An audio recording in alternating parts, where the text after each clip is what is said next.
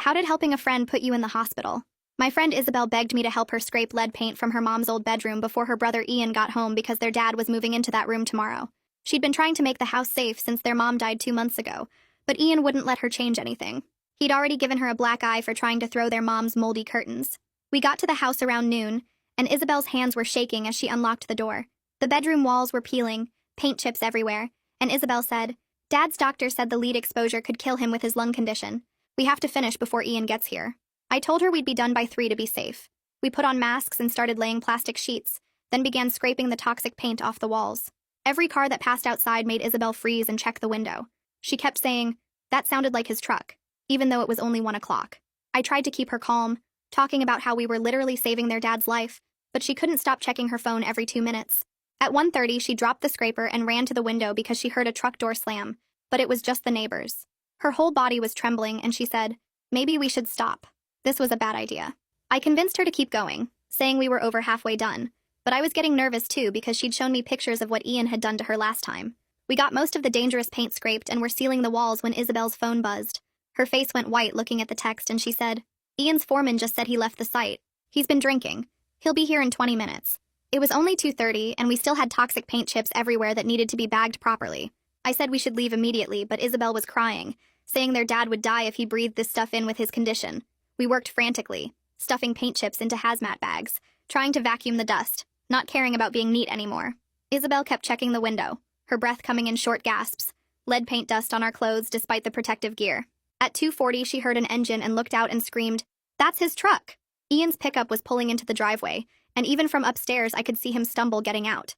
Isabel tried to hide the hazmat bags, but there was nowhere to put them, and we were both covered in paint dust. Heavy footsteps on the stairs, slow and deliberate. Isabel grabbed my arm so tight it hurt and whispered, "Don't say anything. Let me talk." The bedroom door slammed open and Ian stood there, 6'4", still in his work clothes, reeking of beer and sweat. His eyes went from us to the scraped walls to the bags of lead paint on the floor. His face turned dark red and a vein started pulsing in his neck. "What the fuck did you do?" he said, his voice deadly quiet. Isabel tried to explain that the lead paint would kill Dad, but Ian crossed the room in 2 steps and slapped her so hard she fell into the paint chips we hadn't bagged yet. I yelled at him to stop, but he turned on me and said, "Get out of my house." I told him I wasn't leaving without Isabel, but he grabbed a hammer from his tool belt and said, "You want to test me?" Isabel was trying to get up, toxic paint dust in her hair, blood running from her nose. Ian kicked the hazmat bag across the room, lead chips flying everywhere, and screamed, "You ruined her room! You ruined everything!" He stood in the doorway, blocking our only exit, still holding the hammer. Isabel was crying and saying Dad would die from lead poisoning, but Ian grabbed her by the throat and slammed her against the scraped wall. I tried to pull him off, but he swung the hammer at my head, and I barely ducked in time, feeling it whistle past my ear. He had Isabel pinned with one hand on her throat and raised the hammer with the other. "You want to erase Mom? I'll erase you." I grabbed the scraper and slashed at his arm, making him let go of Isabel. She gasped for air and tried to run past him, but he caught her hair and yanked her back, throwing her into the bags of toxic paint. He came at me with the hammer and I backed up, but there was nowhere to go in the small room. He swung and I felt it graze my shoulder, sending shocking pain down my arm. Isabel grabbed his leg and he kicked her in the stomach, making her curl up, gasping. He stood over her with the hammer raised and said, "You're just like Dad." Couldn't wait for her to die. Probably helped her along. Isabel sobbed that she was trying to save Dad, but Ian brought the hammer down, stopping just inches from her head, punching a hole in the floor. "Next one won't miss," he said. I tried to tackle him, but he was too big and threw me into the wall, my head hitting hard enough to see stars.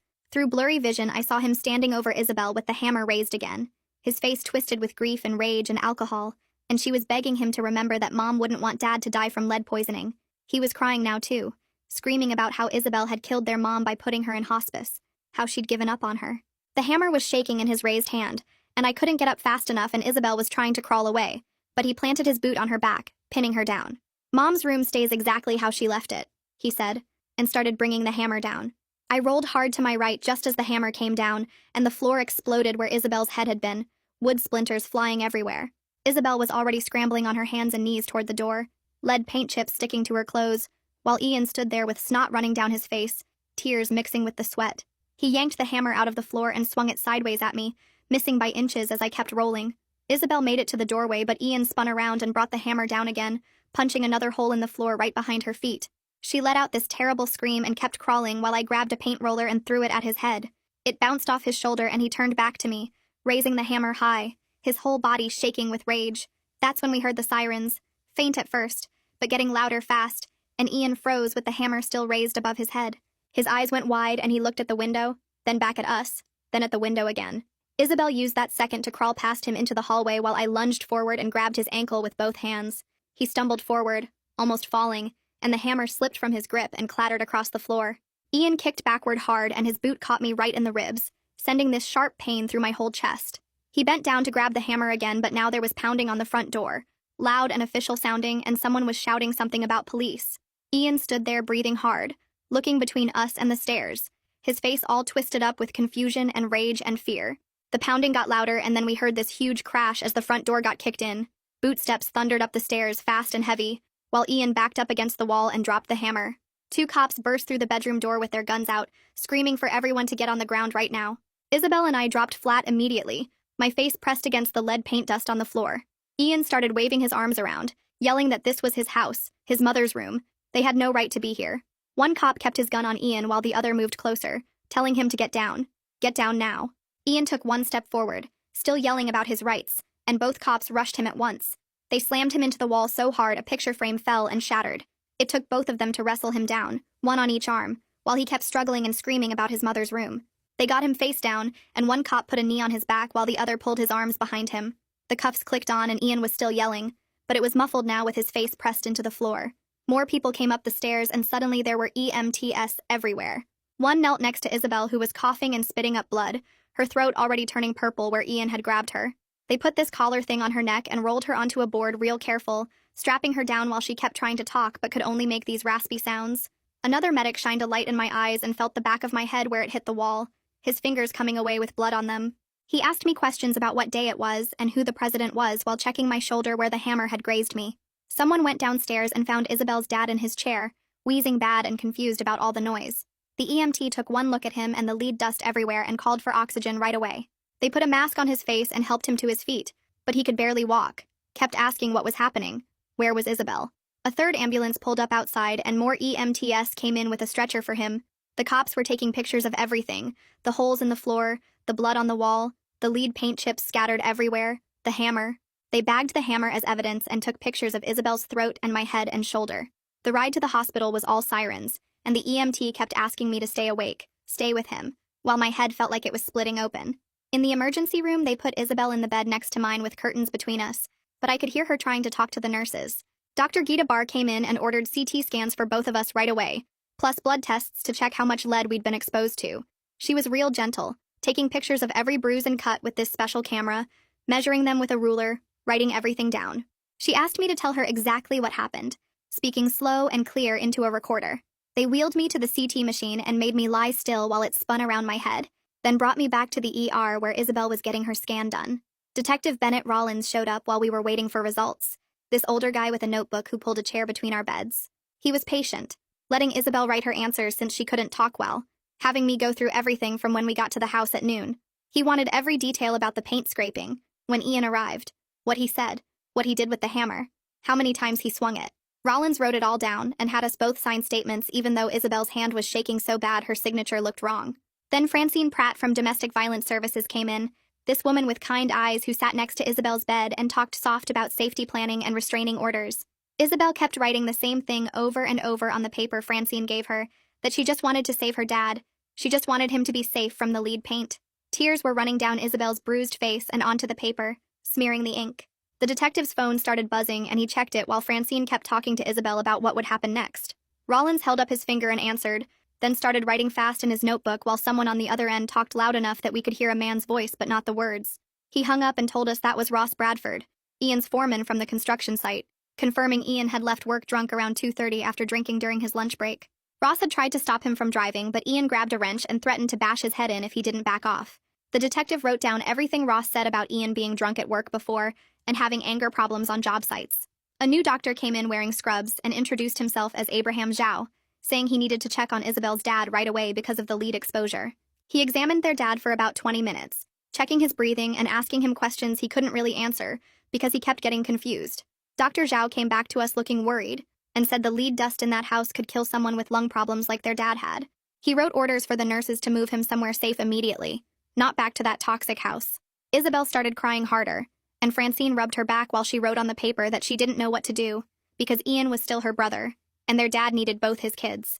Francine explained real gentle that it didn't matter if Isabel wanted to press charges or not, because the state would prosecute anyway when someone almost dies from domestic violence. The detective nodded and said with the evidence they had, the hammer, the photos, our statements, plus Ross calling about Ian being drunk, the prosecutor would definitely file charges. Isabel kept shaking her head and writing that this would tear their family apart, but Francine said the family was already torn apart when Ian started hitting her.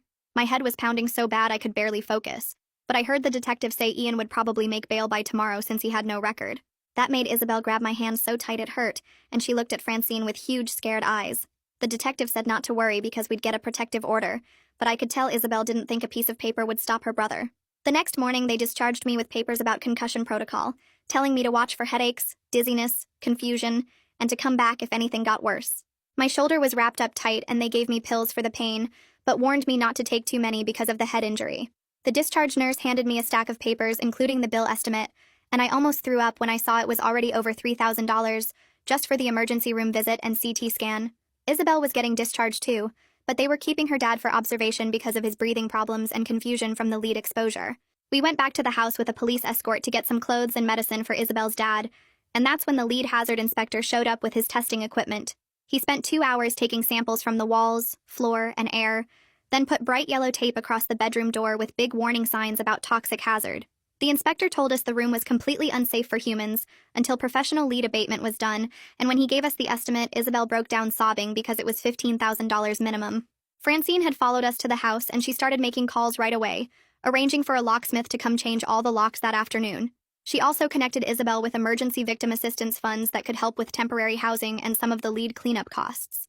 While we waited for the locksmith, Francine pulled 2 small cans of pepper spray from her bag and showed us exactly how to use them, making us practice the motion over and over. She said to aim for the eyes and spray in a sweeping motion, then run immediately and call 911. The locksmith changed every lock on the house and gave Isabel 3 sets of keys, telling her not to give any to family members who might give them to Ian. That afternoon, we got a call that Ian had made bail like the detective predicted, and within an hour, Isabel's phone started blowing up with messages from aunts and cousins saying Ian was telling everyone she was destroying the family. Isabel showed me the texts with shaking hands, one aunt calling her selfish, a cousin saying she provoked Ian by touching their mom's room, another relative saying she was killing their dad by putting him in a facility. Dr. Zhao had arranged for their dad to go to a rehab place for 2 weeks while the lead got cleaned up, but he kept asking why he couldn't go home and didn't understand why Isabel was keeping him away. We met Detective Rollins at the courthouse the next day to file for an emergency protective order, and he helped us fill out all the paperwork, explaining every question and making sure we included all the details about the hammer attack. The judge read through everything and granted it immediately for 2 weeks based on the evidence, telling the clerk to have it served to Ian right away. The order said Ian had to stay 500 feet away from Isabel, me, and their dad, and if he violated it, he'd go straight to jail. Rollins gave us both his card and said to call immediately if Ian showed up anywhere or tried to contact us through other people. More relatives started calling Isabel to say she was wrong for getting the courts involved, that families should handle things privately, that their mom would be ashamed of her for putting Ian in the system. Isabel stopped answering her phone except for me, the detective, and Francine, but the voicemails kept coming from family members saying she needed to drop everything before it was too late to fix this. Detective Rollins called me the next morning asking if I could bring my phone to the station. I met him there and he plugged it into their computer system to download all the photos I'd taken of Isabel's injuries over the past months. He pulled up each image on his screen, zooming in on the bruises and cuts, taking notes about dates and times. Isabel arrived with her phone too and had even more pictures, including ones from when Ian broke her wrist last year that she never reported. The detective's face got darker looking at each photo, especially the ones showing fingerprint bruises on her throat. He said he'd gotten the neighbor's doorbell camera footage that caught all the screaming and the sound of things breaking. The neighbor had saved everything from that day plus 3 other times Ian had shown up drunk and violent. Rollins played part of the audio for us, and hearing Ian's voice threatening to kill Isabel made my hands start shaking again. He told us this was one of the strongest cases he'd seen with this much evidence. That afternoon, Ross Bradford came to the station to give his statement about Ian at work. Ross sat in the interview room telling the detective how Ian had been drinking on job sites for months, getting more aggressive with everyone. He described how Ian nearly killed a coworker the week before with a sledgehammer over who got to use the nail gun first. The guy only survived because 3 other workers pulled Ian off him. Ross had written everything down, dates and times of Ian showing up drunk, threatening people with tools, punching holes in walls when things didn't go his way. He said the whole crew was scared of Ian, but the boss wouldn't fire him because he was one of their best workers when sober. 2 days later, Isabel got a text from the sheriff's office that they'd served the restraining order to Ian at his apartment. The deputy had to bang on the door for 20 minutes before Ian opened it, still drunk from the night before. They made him hand over his hunting rifle and 2 handguns right there, which he fought about until they threatened to arrest him. Isabel showed me the notification on her phone confirming the order was active, and she could finally breathe a little easier. That same week, I started having problems I didn't expect. Every time I heard hammering from the construction site near my apartment, my whole body would freeze up and I'd start sweating. I couldn't sleep without checking the locks on my door 5 or 6 times, then getting up to check them again. My doctor said it was normal after what happened and gave me anxiety pills to help me sleep. She also gave me a referral for trauma counseling, but the first appointment wasn't for 3 weeks. Isabel was dealing with her own crisis because the rehab place called saying her dad had to leave in 5 days. His lung condition meant he needed special medical equipment and round-the-clock monitoring that most places couldn't provide. The only facilities that could take him cost $3,000 a month after Medicare. She started going through her mom's jewelry box, trying to figure out what she could sell. Her mom's wedding ring might bring $800. The pearl necklace maybe $500. Isabel spread everything out on the kitchen table, crying as she sorted through each piece, remembering when her mom wore them. The prosecutor called Isabel that week to discuss the case and mentioned Ian might not go to jail. She explained that first-time assault cases often got plea deals, especially if the defendant agreed to treatment programs. Ian could get 2 years probation with mandatory anger management and alcohol counseling instead of prison time. Isabel didn't know how to feel about it because part of her wanted him locked up, but another part hoped he'd get help.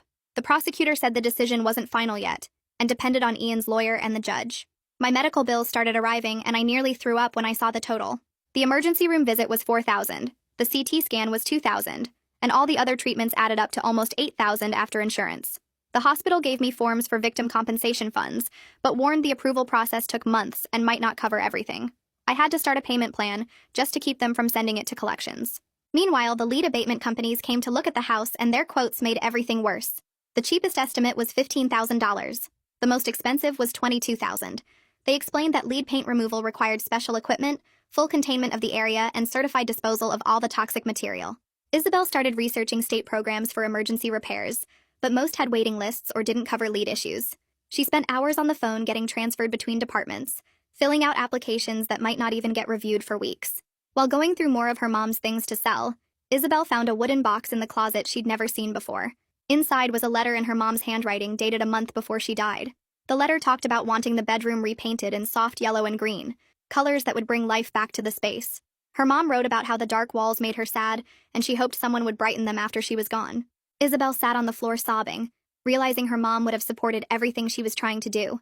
The next morning, we took the letter to show Detective Rollins and Francine at their offices. They both read it carefully and said it would help show the judge why Isabel was in that room that day.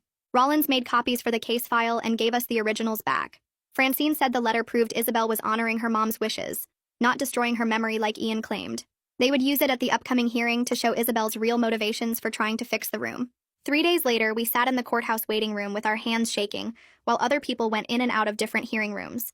Isabel kept checking her phone to make sure her dad's aide knew where we were in case something happened.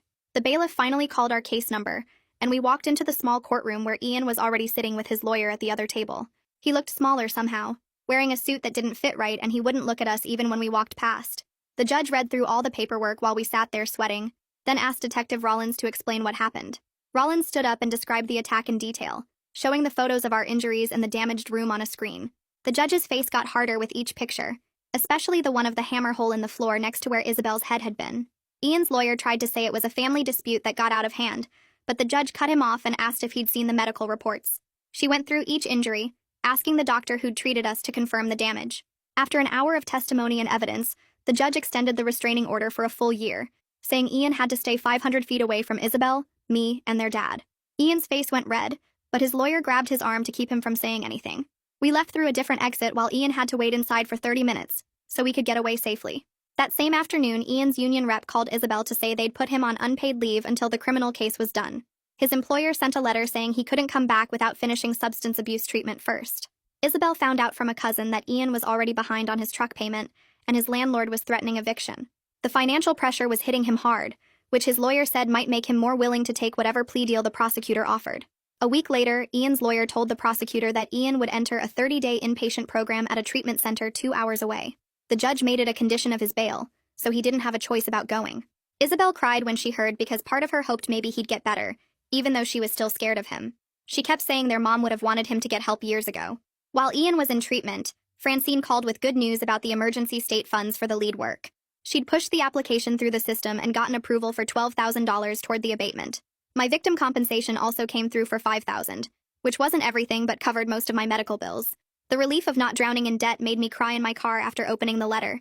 The professional crew showed up at the house wearing white hazmat suits with special breathing equipment that looked like something from a movie.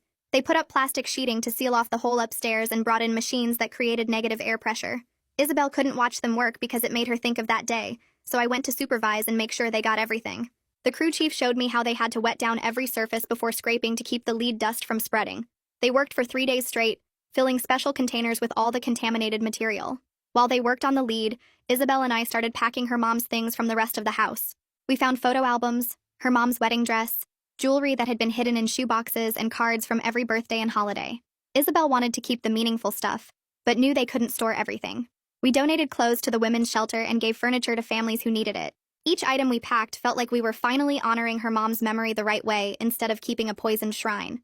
After the crew finished and the inspector cleared the house, we brought Isabel's dad to see the room. The walls were sealed and painted fresh white, ready for the soft colors his wife had wanted. He stood in the doorway for a long time, then walked in and touched the walls with shaking hands.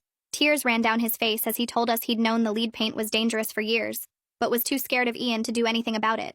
He kept apologizing to Isabel for not protecting her, for letting Ian hurt her all those years. 2 weeks into Ian's treatment, the prosecutor called with the plea deal offer. Ian would get 2 years probation with mandatory counseling, weekly alcohol monitoring, and $10,000 in restitution payments. If he messed up any part of it, he'd serve 3 years in prison. The prosecutor needed our victim impact statements before the plea hearing, so I sat at my computer trying to write about that day. I described the sound of the hammer missing my head, the terror of being trapped in that small room, and how I still couldn't handle being in tight spaces. I wrote about the nightmares where I'm back in that room and can't get out, the medical bills that ate up my savings, and the therapy I needed just to function. Isabel wrote her own statement but couldn't finish it without breaking down. She asked me to help her explain how she just wanted to save their dad, how she still loved her brother but couldn't trust him anymore. Meanwhile, Isabel found a support group at the community center for people dealing with violent family members. The first meeting was hard because she had to say out loud what Ian had done to her, but then she met other siblings who'd been through the same thing, choosing between family loyalty and staying safe. One woman had testified against her brother and hadn't spoken to half her family since. Another man's sister had nearly killed his wife, and he still struggled with guilt about getting her arrested. They all understood the weight of loving someone who hurt you, the confusion of wanting them to get better while needing them to stay away. The plea hearing happened 3 weeks later, and Isabel asked me to come with her, even though my shoulder was still in a sling from where Ian's hammer had grazed it. We sat in the back row of the courtroom watching Ian in his cheap suit standing next to his public defender, while the prosecutor read out the charges. Ian had to stand up and tell the judge exactly what he did that day, his voice cracking when he admitted to hitting Isabel with the hammer and threatening to kill her.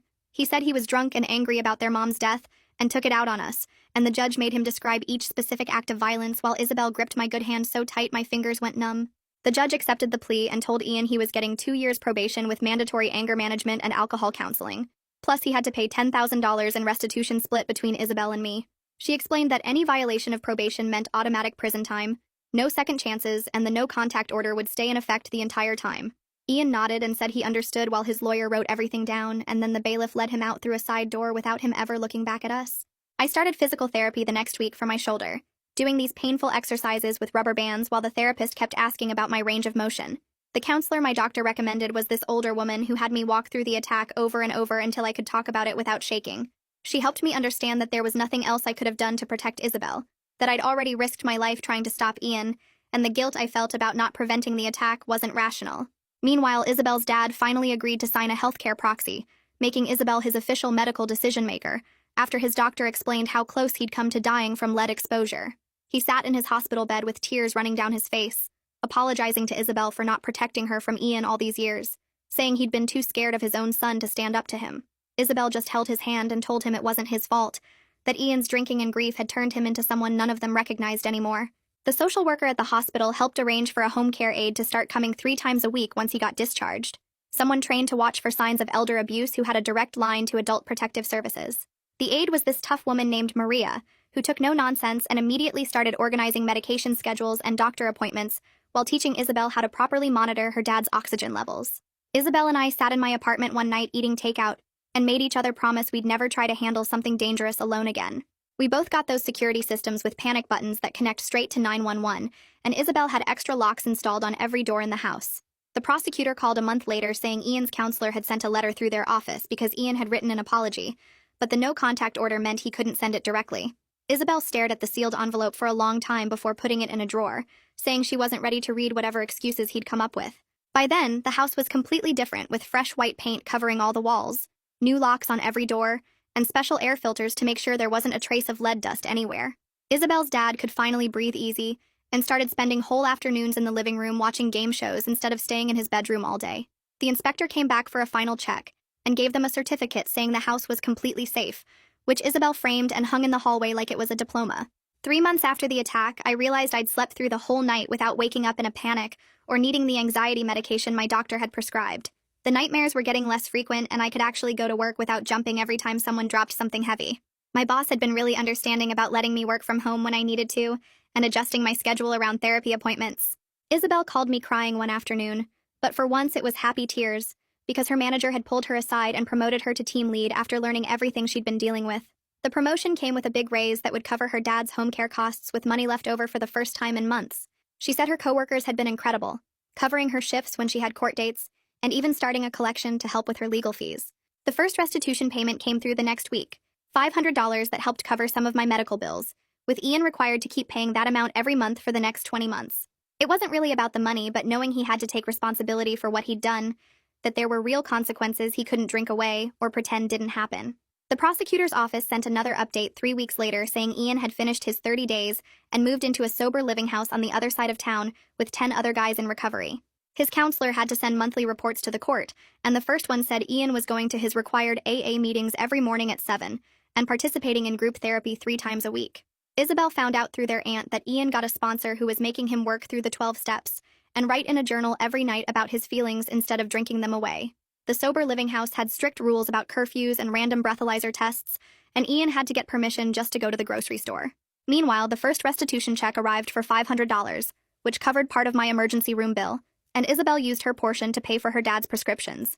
The court clerk said the payments would keep coming every month for almost 2 years, and even though it wasn't huge money, it meant Ian had to stay employed and couldn't just disappear.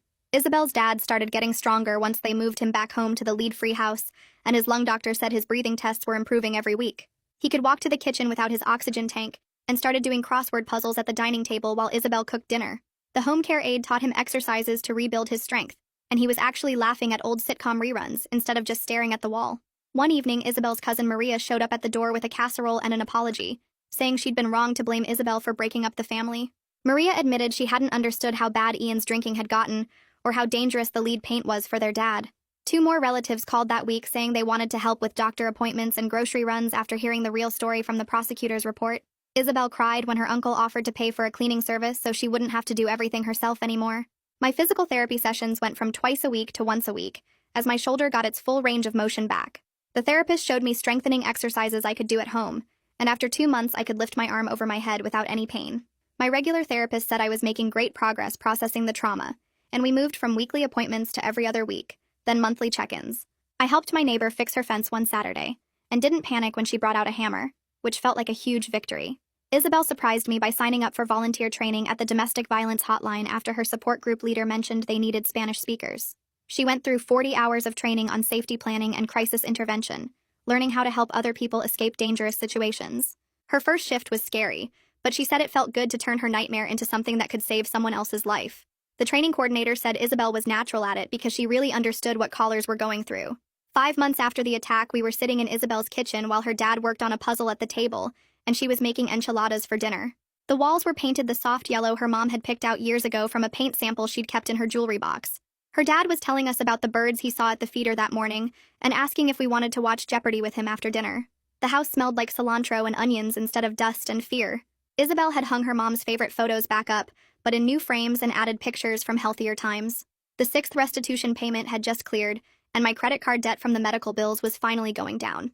Isabel's work insurance covered most of her dad's ongoing care, and the raise from her promotion meant she could afford the co-pays without stress. Ian's counselor sent another update through the court saying he'd stayed sober for 5 months and got a job with a moving company that didn't involve construction sites or tools.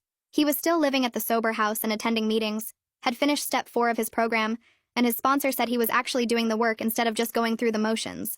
The no-contact order was still in place for another year, but Isabel said maybe someday far in the future they could have a conversation, though she wasn't ready to think about that yet. Her dad didn't mention Ian anymore except to ask the lawyer if the restitution was still coming on time. I went back to helping friends with normal stuff like painting bedrooms and installing shelves without my hands shaking or needing to check exits. Isabel kept volunteering at the hotline every Tuesday night and started leading support group sessions for Spanish-speaking survivors. We'd learned that getting help wasn't weakness and that sometimes the strongest thing you could do was admit you couldn't handle something alone and call for backup before it was too late. Makes you wonder, right? All those years of medical records might have been the one thing that left Dad's lawyer completely quiet during cross-examination. Like the video, it helps more than you think.